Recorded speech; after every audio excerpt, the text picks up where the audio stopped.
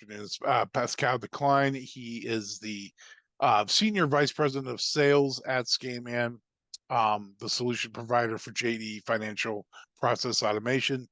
He is, in the couple practice sessions we've had, a gifted expert and speaker and he also happens to have more than 15 years of global experience in purchase to pay, financial process automation, and e-invoicing and business integration. So with that said, I'll turn it over to Pascal. I will stop the share. So Pascal, you should be able to pick up on your PowerPoint, and I will come back a little later toward the end to run the Q&A. All right, Mike, thank you very much for the introduction. Like I said, my name is Pascal Decline. I'm responsible for sales at Scaman. Scaman being a partner with GSI for a couple of years now. First I want to start with a presentation, and this one is a bit more on our own organization, a little bit on the way that the system works, the highlights, the main reasons why you should go for an embedded JDEwards AP automation solution. And then in the second piece of the meeting, I will just go briefly into the demo environment of Scaman, showing you a few the way that invoices are processed within the system, and also a few invoice scenarios. First of all, to introduce our own company, we are Scaman. We are part of Forza IT Group. Forza IT Group was founded, I saw that GS1 was founded in 2004. We are actually founded a few years later, was 2007, founded by former JDEwards financial specialists. From the start on, purely focusing on JDEwards E1 itself, and also in the past on the older packages, of course, like World. In 2015, we decided to go for a financial process suite, which is completely geared towards the JDEwards market. So we created a financial process suite, which actually entails a few financial process automation solutions. And today we'll be talking about accounts payable automation solutions, but we also have solutions for our accounts receivable reconciliation, payment automation, for instance, and also additional vendor management portals. Like I said, founded 2015, we went to market in 16 and rapidly becoming the #1 AP automation solution, totally geared towards the JDEwards space and market. At the moment, a little bit more than 215 clients globally. Majority of them are from the US and Canada, by the way. And like I said, we partner with GSI in the North American market. Like I said, today, AP automation will be the subject. I just want to mention and just want to show you that we do a little bit more. So we also have solutions on the AP side, additional solutions, supplier management, also on the AR side, and for instance, also on master data management. These additional solutions are integrated with JDEwards via AIS server and orchestrations, but the AP automation solution is completely embedded within JDEwards E1 itself. To give you an idea on the customers that we serve, like I said, a little bit more than 100 US and Canadian customers. All the key markets of JDEwards are present. We have our references and our customers, as you can see in this overview. And our solution is, like I said, it is an embedded solution. From the start on, we are an Oracle validated integration solution. So we have the trademark from Oracle. And that means that the whole solution is developed in the E1 environment using the Scaman system code. So it can be considered as being an E1 module itself. And here on the right side, you see a picture of the Scaman workbench, which if you're working with JDEwards, you will immediately see that you are in a JDEwards E1 environment.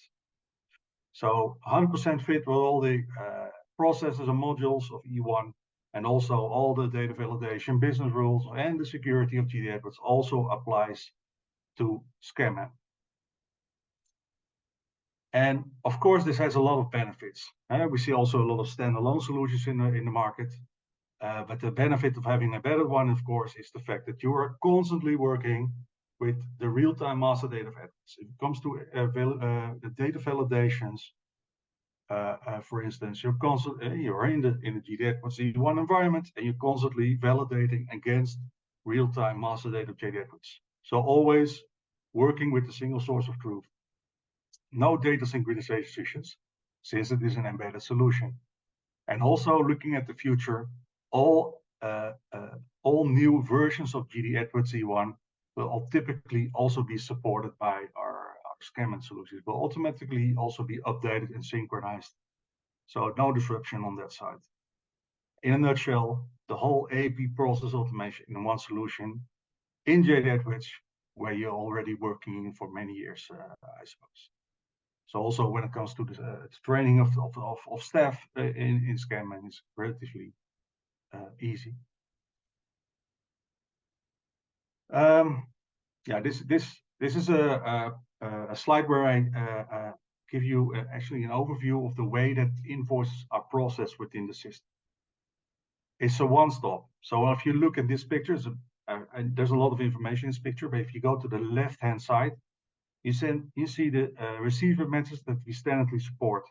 So paper-based invoice, email attachments like PDFs, XMLs, output of supplier portals, it's all supported by the system. If you're looking, and we make a difference between structured formats like XML and the little bit less structured formats like PDF or scans, images from the images that were created based on the paper-based invoice, for instance. The less structured formats, we can monitor. The system is capable of monitoring email boxes, or can have a look at cloud positions or network folders. Every time an invoice will come in such an email box or will arrive at such a folder position, it will automatically be picked up by the system, and it will go through the OCR engine in the back end. I will explain a little bit more in the next slide on the OCR piece. XML is automatically translated into an e-invoicing standard called UBL, and then also automatically accepted by the system. We use, by the way, it's a bit technical, I know, but we use BSV or AIS server for the integration layer there. And once it will arrive in SCAMM, in the E1 environment, in the central repository, the workbench of the system, then we have a lot of functionality in place. Automatically, all the data will be verified. It will also be validated against the master data of Edwards.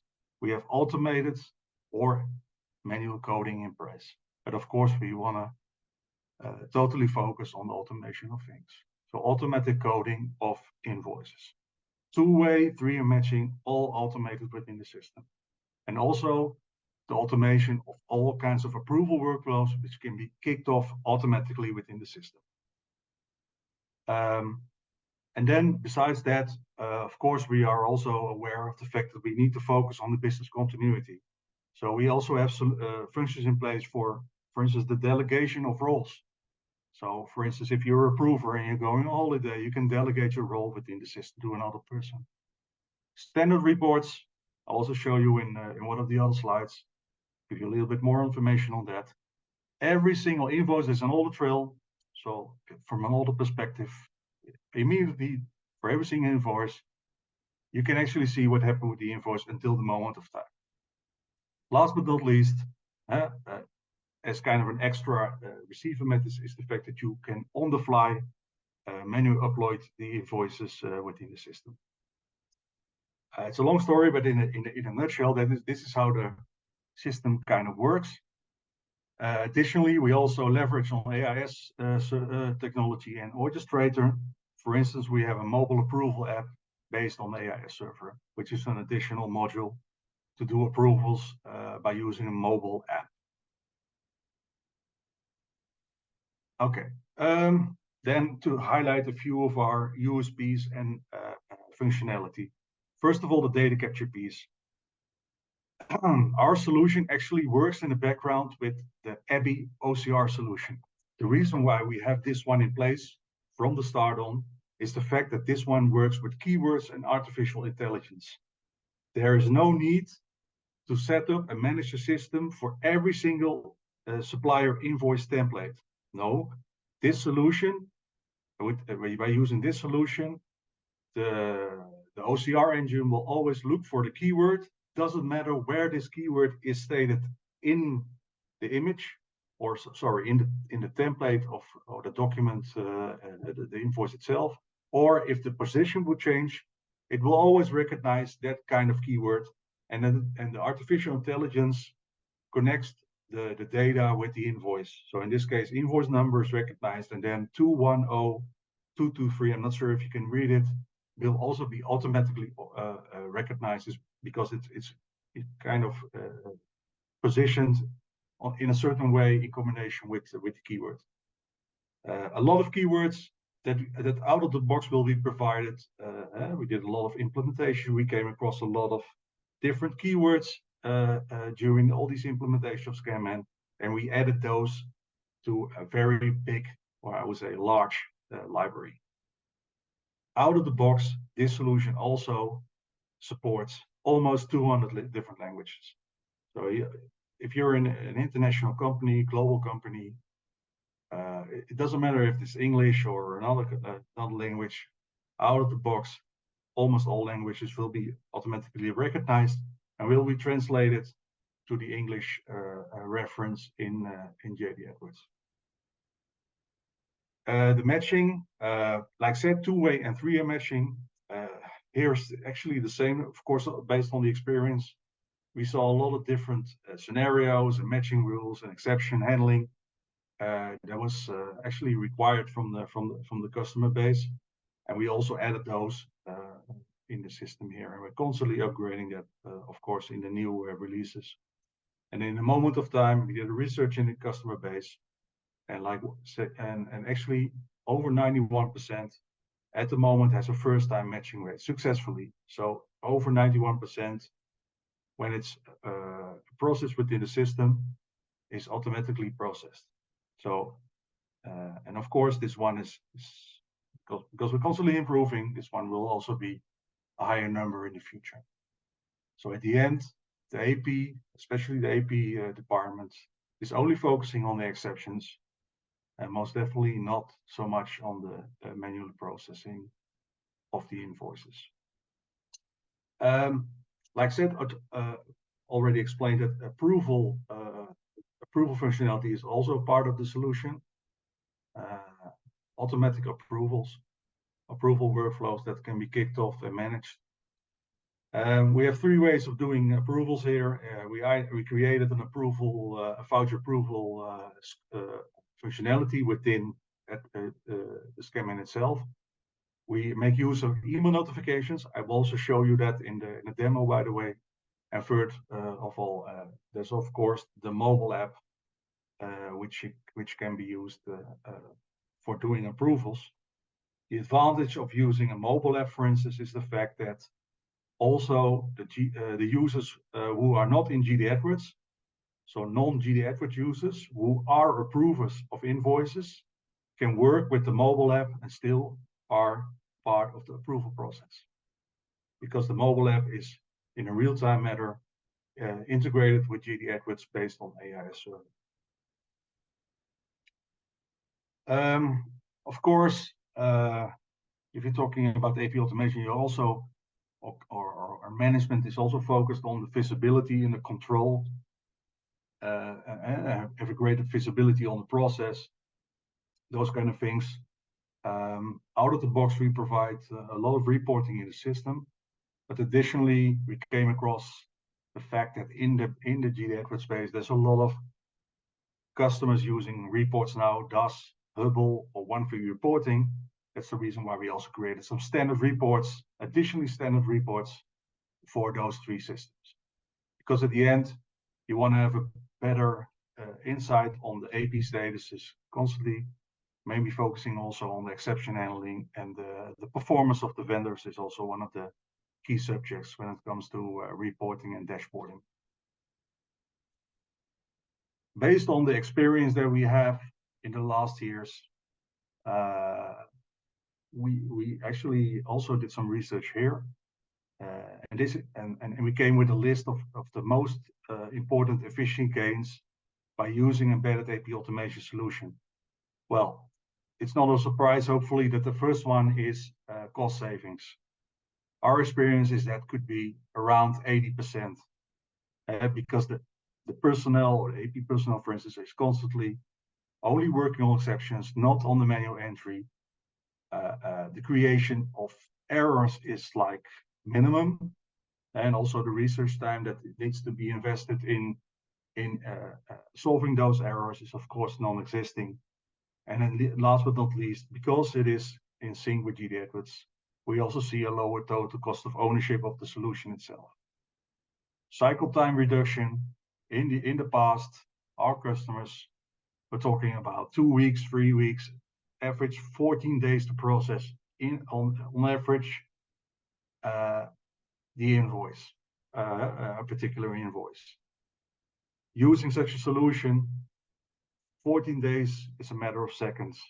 Exceptions, yeah, depending on the process behind, could and on maybe on the approvals, could take a few days. So tremendous reduction on the cycle times. Like said, visibility and also to be in control, using all the trails, reporting. There's also alerting in place within the system. So in that case, you're also more in control of the AP process itself, having such a solution in place. And last but not least, by having this in place, by working digitally, your vendor relations will also improve. And yeah, well, we also see sometimes penalties when it comes to late payments. Well, you can also kind of avoid these ones by having such a solution in place. So overall, these are tremendous efficiency gains and of course cost savings. So we go for, like I said before, we go for maximal automation and minimal human intervention. This is the reason for having such a solution in your company. I think I need to share. I will switch, because this was the presentation piece. I will now switch to the demo environment and show you over how the system works and also how invoices are processed within the system. So if I share my screen again, this is by the way, the login screen, very familiar, hopefully. Yeah, it's the same as JDEwards. So if I log in as an AP admin, as an example, so no boundaries there when it comes to security. This is a demo environment, and I immediately, when I log in, I will end up at an E1 page. Of course, it's an embedded solution. So here you see also the menu of E1, and this is the Scanman Financial Suite. And you will end up at what we call the homepage here. And what we did, we actually repopulated kind of the process. So here you see on the left-hand side, you see the receiving methods and the fact that all invoices will end up in the Scanman workbench. This is the central repository of the system. This is where it all starts. This is the majority of actioning is coming, or will start it, or will be initiated from the Scanman workbench. And then, of course, depending on the type of invoice, it will either go through voucher matching, 2-way, 3-way, end up in the supplier ledger inquiry, or we are talking about the non-PO invoices, and then we're talking, of course, also mostly on voucher approvals. And there is here also some quick links to certain steps in the process, so you get an overview of all the approvals or the ones that are already approved, for example. Also, you see here the Scanman setup. This is purely from, I would say, from a super user admin perspective. So of course, we will always help our customers out during the implementation and set up the solution in such a way that it aligns with the processes and the procedures of the customer itself. But we will also train, and it's also part of the implementation, methodology. We also train the super user of the customer in managing a lot of things. A lot of things, for instance, on the approval setups, on the escalations, or the email notifications for instance, for approvals. In some cases, for instance, if they will come across a new keyword, which is not in the library, the user can also add keywords, and the next time the system will use that keyword, and then it will automatically recognize. There is a lot of other things here, but I will not touch them all. It's just overall, I would just want to explain that we have this one in place here. Of course, I was also talking about the fact that we have delegation in place, standard Q&As that can be like a collaboration tool within the solution to actually start Q&As within the organization, but also, for instance, with suppliers. That's also a possibility. I was talking about the query application that's standardly available. We have standard reports in place, 36 at the moment, but you're also capable of setting up your own queries within the system. And then maybe, of course, also good to mention is that we have tolerance functionality in place. So, for instance, the setup of all kinds of tolerances. Tolerances can be based on certain suppliers, could be based on for certain administrations or business for cost centers, or there could be a lot of criteria in which you could set up a certain tolerance. And of course, rounding tolerance is also something that you could set up. But let's go to the workbench. So, like explained also in the presentation, all invoices, it doesn't matter how they come in, they will end up here in the workbench. Even if there's an error with the invoice or something else wrong, it will arrive here in this workbench, and then it will have a status like, for instance, error, or for instance, because it couldn't read the invoice because the image was very bad, or these kind of things. There could be other, there could be always a few explanations why something will not be, could be processed perfectly within the system.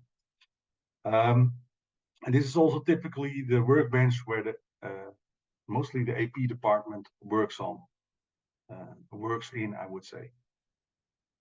So this is an overview of all the, and I am at the moment AP admin, so I see all the invoices which came into the system until the moment of time.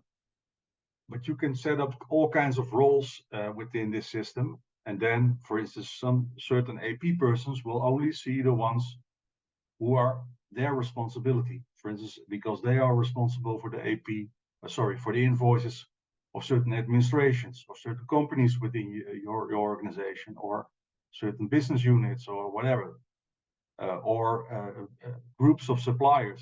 And then this person will only see those.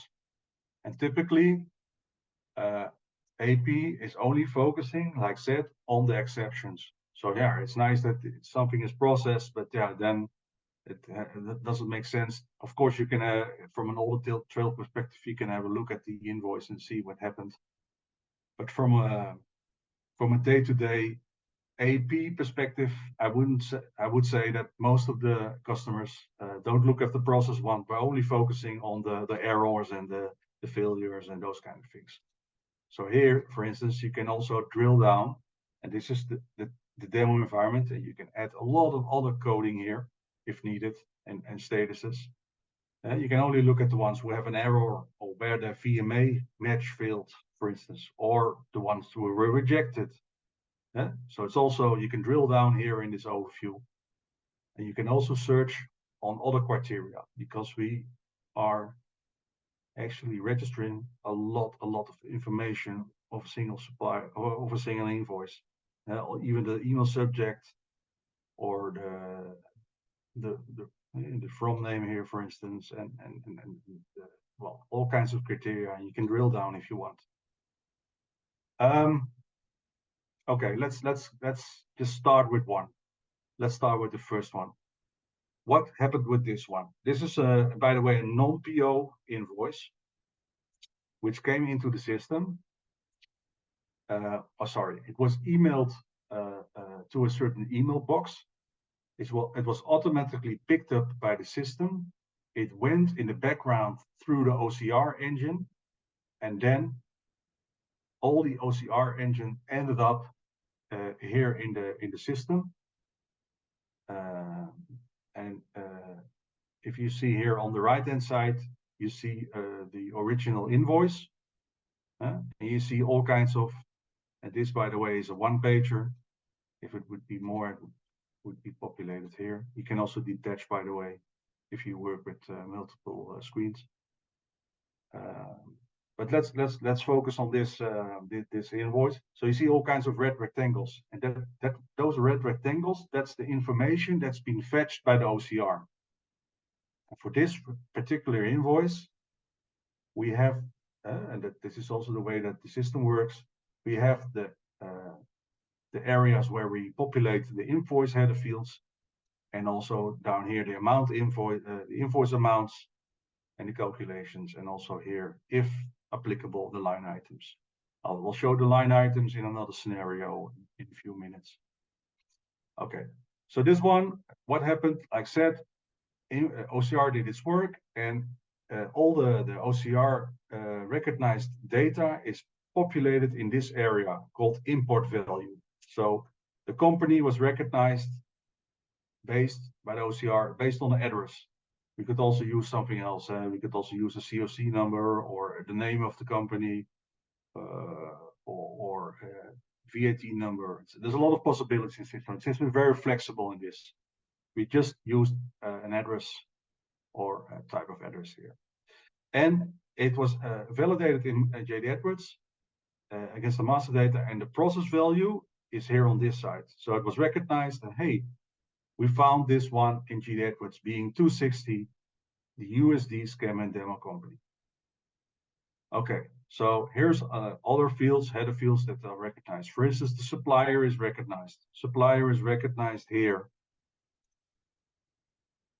based on the tax ID. We could use account number, we could see a COC number, VAT number, even the address of the supplier, but in this case, recognition of the tax ID.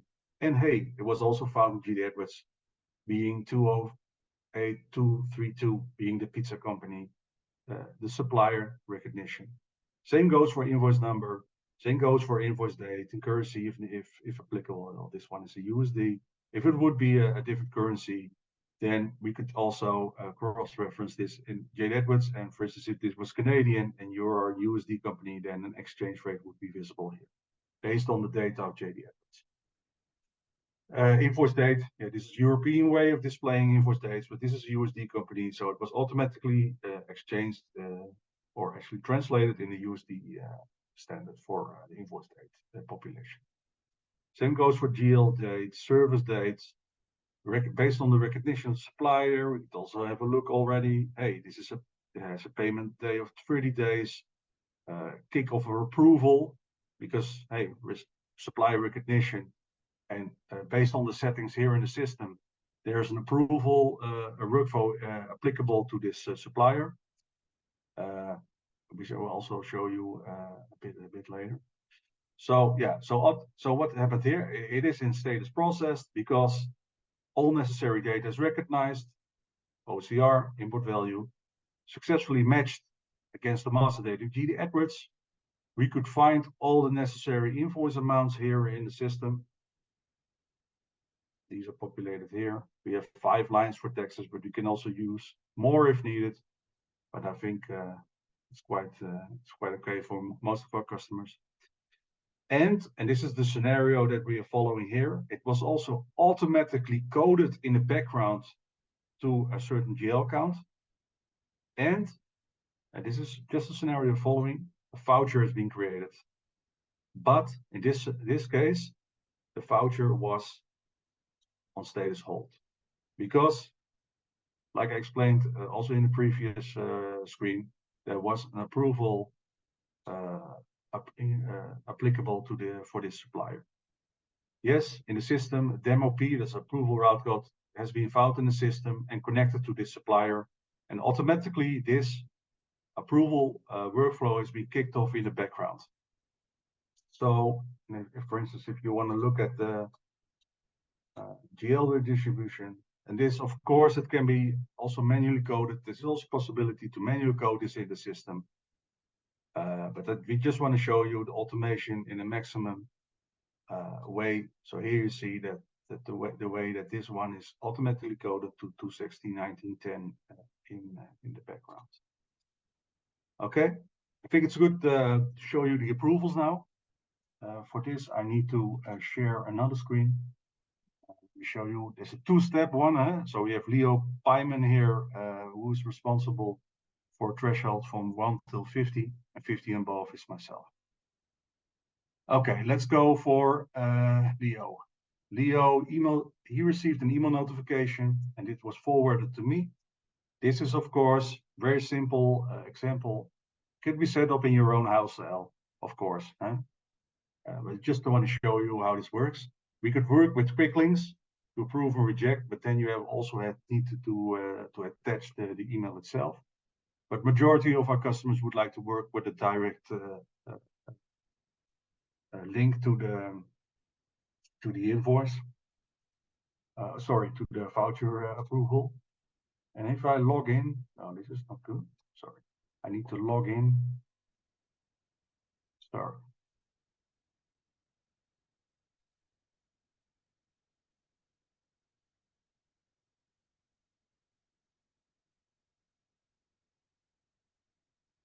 So I clicked on the button, and then I need to log in, but I will log in as Leo. And if Leo logs in, he will end up. Oh no, that's not good. Okay, sorry, I made a mistake here. Let me go back. So here, yeah. So Leo pushed the button for doing the approval. You can log into the system, and then he will end up. Here we go, at the voucher approval screen, and he can do a few things here. He can, in every single step of the process, the invoice is visible, by the way. He can either approve, reject, or ask a question. Why is this? Of course, he can approve if he's okay with this. He can reject if there's any problems. He can also add attachments if needed for this invoice, by the way. But he can also ask a question. If he's not certain on this invoice, or he thinks that somebody else needs to be involved, he can ask a question to anybody in the organization to start a Q&A. Okay, for time sake, I will just approve. There's also a couple of possibilities here to work with approval reasons. Pascal, we're just seeing your email. Oh, sorry. Okay, sorry. Thank you for the intervention, by the way. Let me see what went wrong here. Oh, here you go. Okay, sorry. Is it solved now? Yes, you're good. Oh, sorry. Okay, yeah, something went terribly sorry, but something went wrong here. So what I did is I pushed that button in the email notification. I logged in with credentials of Leo. I end up in this voucher approval overview. And then I explained that you can either approve, reject this one, or you can ask a question to anybody in the organization if that is applicable. You can add attachments. There's a lot of possibilities here. But in this case, Leo can approve this one. And he can also add a comment if needed. He knows that Pascal is the next one in line that needs to do the approval. And then it's out. And here you get a notification approval now with Pascal de Klein. If Leo had more invoices to approve, then he would end up at the next and the next. And you can also work with a list out of an email notification. So you can also have a list of all kinds of invoices and then work with these lists. Okay. The application was closed now for him. Let me see, but I want to go back. I want to share my mobile phone with you, because now I can show you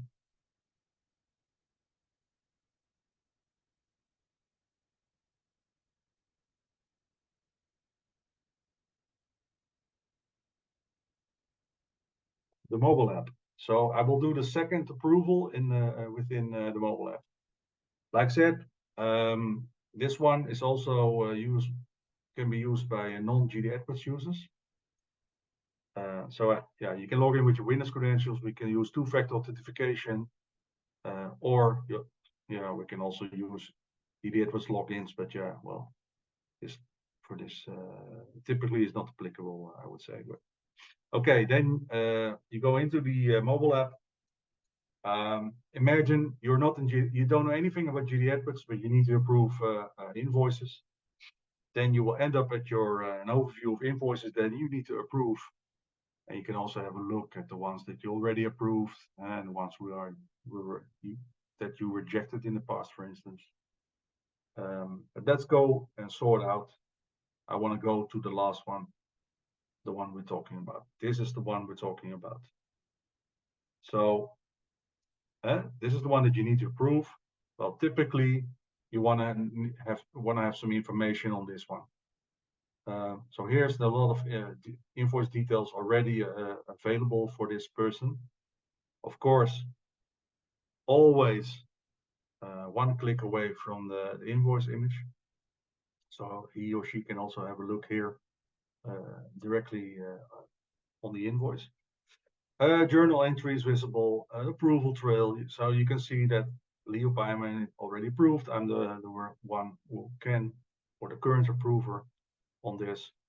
Yeah, comments, also capabilities of asking questions to anybody organization on this invoice. So all the functionality that you just saw in the voucher approval screen is also here available in the mobile app.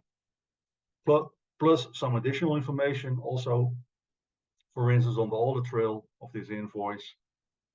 This is a very simple one, but hey, gives you an idea what actually happened with that invoice until the moment of time. If you go to the audit trail in the system itself, it is a bit more extensive, by the way. Okay, let's approve this one. Choose a reason. Here again, we have approval reasons.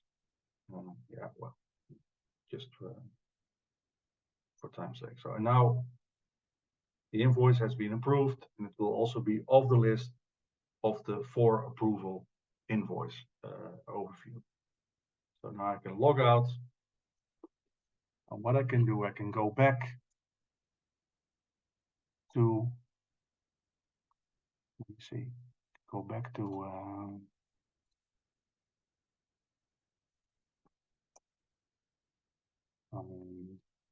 sorry. No, I made a mistake now here, sorry. Here it is, sorry, yeah. So if I go back to Scanman, and if I go to that certain invoice, you will definitely see what happened with that invoice. It was this invoice. If I now go to the voucher, you will see it is eligible for payment, approved for payment, based on the fact that we have the approvals in place. Actually, you can actually normally also populate those, by the way. I'm not sure why this is not populated here. Should be a setting, I think.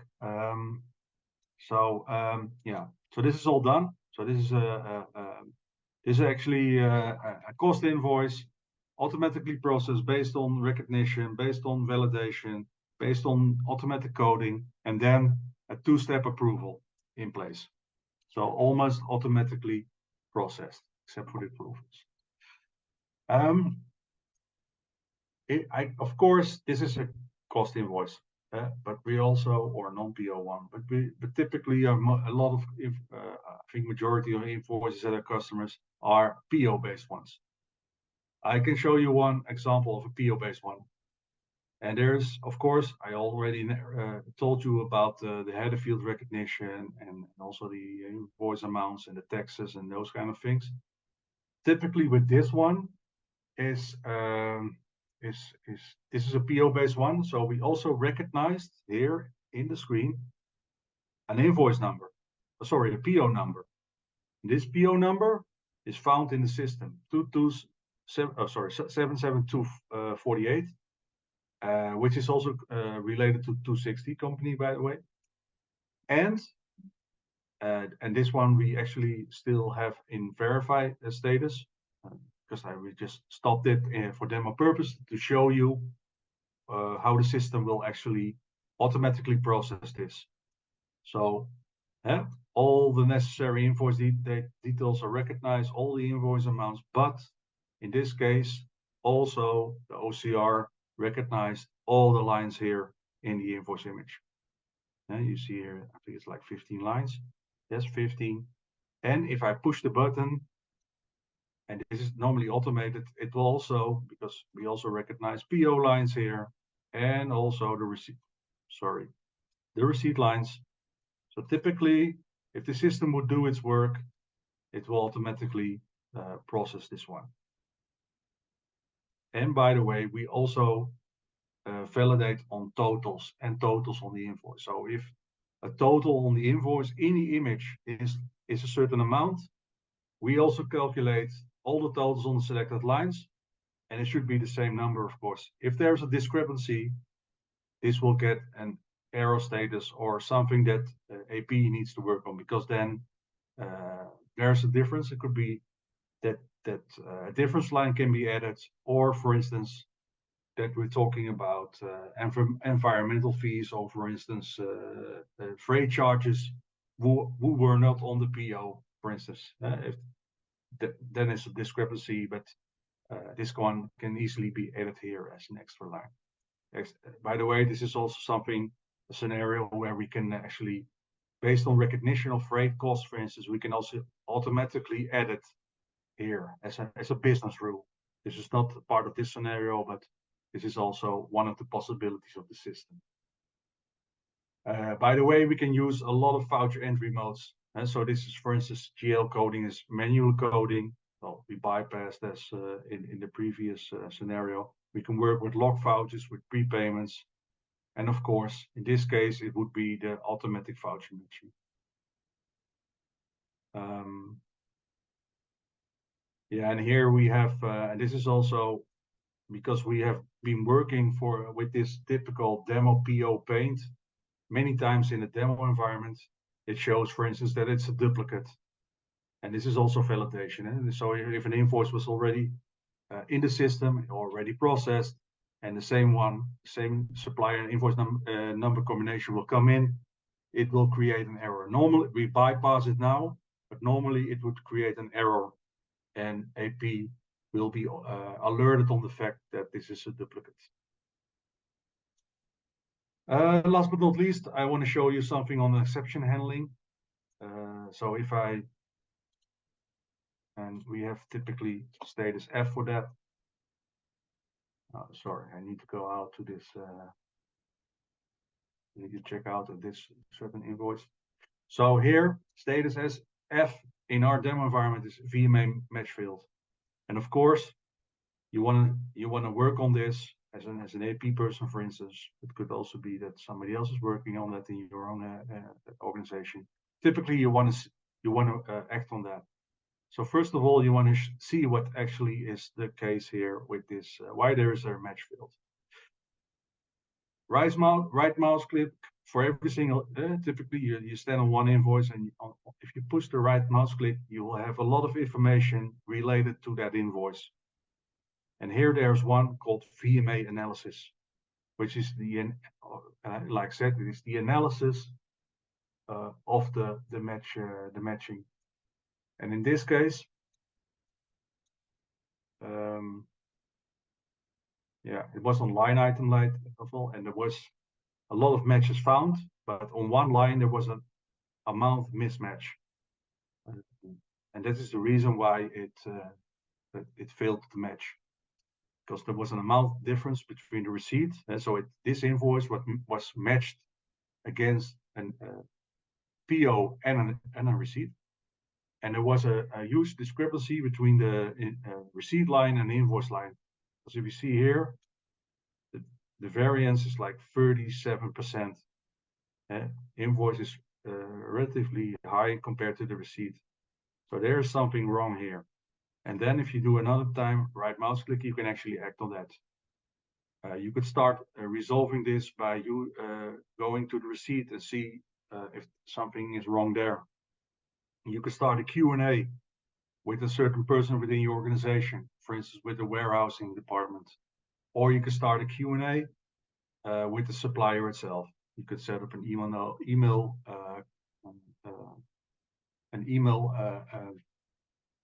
conversation with your supplier on this. So these are ways to resolve this problem, and then you can actually when you solve it, you can actually match it. Let the system match it again, and then in most cases, of course, it will be automatically matched successfully in that case. Yeah, this is in a nutshell what I wanted to show you a bit on the way that invoices are handled within the system, how the system works, and how also the system is embedded within the JDEwards E1 environment. So I think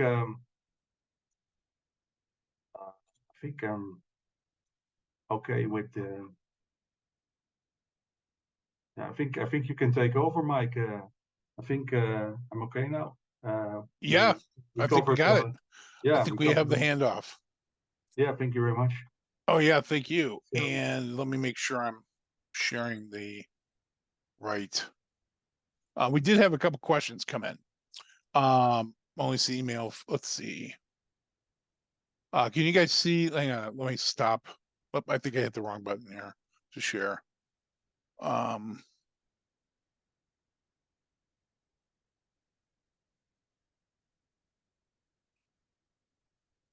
There we go. Okay. Yeah, great. Before we get to the Q&A, I would like to mention a couple things. To schedule a deep dive demo of the Scaman technology, what what was shared today is great. But we could get a lot deeper into your particular organization's needs. So contact us for a free consultation. Bill Craig's a solutions consultant here at GSI, and his contact information is below there. There's obviously educational resources.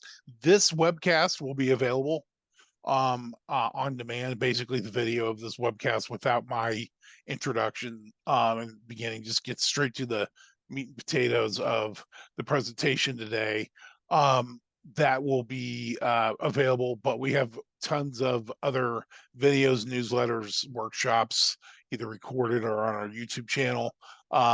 Here's our website. It's just simply getgsi.com. And of course, we have upcoming events we broadcast in our social media. We also have, especially on the YouTube channel, we have some of our videos are segmented with in playlists that cover our different practice areas. So JDEwards related stuff is on a great playlist available there for you, and they're all free. So at the end of the webcast, we'll have you'll be asked to participate in just a kind of a review of how the webcast has gone today. And everyone who enters and completes the survey is entered to win a $25 Amazon gift card. So we encourage you to participate. All right, we'll move to the Q&A, and we do have a few questions for you. If you're ready, basically one that we'll start off with a softball. And this is one I had is our company is on JDE, or not our company as in GSI, but this would be a what if our company is on JDE E1 V9.2. Is Scanman compatible with that? Or, for that matter, other versions, but is it compatible with that one in particular? Yes, it is. We have a minimum requirement when it comes to the tool set release, and that's 9.1.5. So Okay. 9.1 combination 9.1.5 is the minimum, but majority of our customers are on 9.2, by the way. Wonderful. Okay. Next question. Does Scanman support automated workflow configuration and leverage on integrated JDE E1 hierarchy? Yes, most definitely. Yeah, one-to-one, we can work with the JDEwards hierarchy. So both manual and automatic. Yeah. That's the main advantage of being in the embedded solution within Okay. Edwards. Yeah. Okay. What about can you I guess if we decide to go with the solution, how long would it take to implement it, get it, from basically from kicking it off to actually going live? What can a customer expect time-wise to set it up? Yeah, it will be maybe good to explain a bit on this. Yeah, I'm sure it's different. That's probably a tough Yeah, question, well, but in general, it's depending on the scope, it will be between 3 and 6 months lead time. But it will be more 3 or 4 months mostly. But this implementation is from A till Z, including the trainings and also the after go live support. So if you take all these things into account, I would say you're talking about on average, you're talking about 4 months on the lead time. okay. And we had another particular specific question regarding shipping or freight. And can you add lines for shipping or freight and automatically set the coding in the system? Yeah, this is something that I mentioned at the I think kind of at the end of the demo. Okay. Is that yeah, because that is one of the reasons why there are any discrepancies between the lines on the let's say the totals on the receipt and the totals on the PO, and the totals on invoices are mostly the main reason for that is freight, because mostly freight costs are not on the PO, and then there's a discrepancy. But these can be easily added and coded within that workbench, that overview that you just saw. You can actually add a difference line or add a line, and then you can automatically add the freight there. That's one. Or if we know that certain freight costs can be recognized on the invoice, then we can have a business rule in place to add that freight cost automatically within the system, within that overview. That's also a possibility. Okay, we got another one here that just popped up. Q&A is can you set variance thresholds, the three-way match, so it auto matches if it is under a certain variance amount? Yes, it can be done by it can be based on an absolute amount, or it can be based on a percentage variance. So, for instance, you say we tolerate plus or minus 5% on a certain total. So if that is in that range, then it will be matched within tolerance. That's what we call it. So it will be processed because you have set the tolerances and it is within. But if you go to the VMA analysis overview, you can also search on matched within tolerance, and then you will see an overview of all the invoices who are matched within tolerances. Okay. Here's a real basic question. This is great though. Is the solution on-prem or cloud? I think we all hear about everybody's going to the cloud, but there's plenty of business being done on-prem. So how does Scanman work? I guess I pretty much know what you're gonna say, but just on the record. Yeah, I can imagine.